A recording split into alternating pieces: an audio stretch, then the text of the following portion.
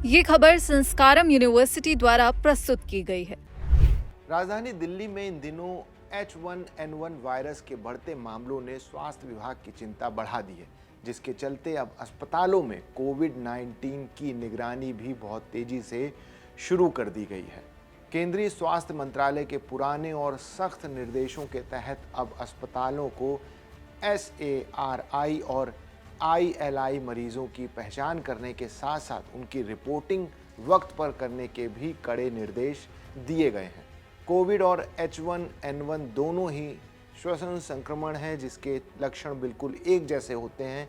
इसलिए केवल लक्षणों के आधार पर इन दोनों बीमारियों में आपस में अंतर करना बेहद मुश्किल साबित होता है। गंभीर मरीजों में सही बीमारी का पता लगाने के लिए प्रयोगशाला जांच और RT-PCR टेस्ट को अनिवार्य कर दिया गया है, ताकि किसी भी आपातकालीन स्थिति से निपटने के लिए पूरी तैयारी रखी जा सके।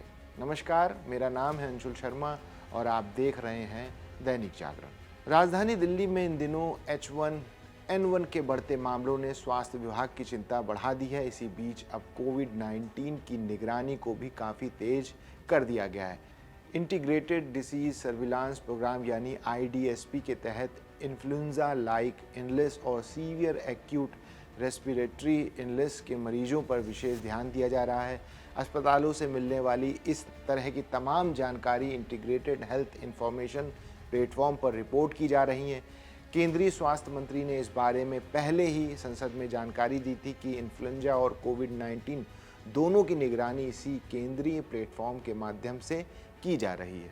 केंद्रीय स्वास्थ्य मंत्रालय ने पिछले साल मई में ही सभी राज्यों और केंद्र शासित प्रदेशों को इस संबंध में कड़े निर्देश जारी किए थे। इन निर्देशों के तहत सभी SARI मरीजों की कोविड जांच और ILI के 5% मरीजों के नमूनों की कोविड जांच करना अनिवार्य कर दिया गया है। अब चूंकि राजधानी में H1N1 के मामले बढ़ रहे हैं, इसलिए अस्पतालों में इस व्यवस्था के पालन और रिपोर्टिंग का विशेष जोर दिया जा रहा है। विशेषज्ञों का कहना है कि कोविड-19 और H1N1 दोनों ही श्वसन संक्रमण हैं और लक्षण लगभग एक जैसे होते हैं। बुखार, खांसी, गले में खराश, शरीर में दर्द और थकान जैसे लक्षणों के आधार पर इन दोनों संक्रमणों में आपस में अंतर करना बेहद मुश्किल होता है।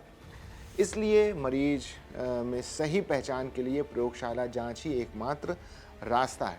दोनों की जांच के लिए RT-PCR आधारित आणविक जांच का इस्तेमाल किया जाता है।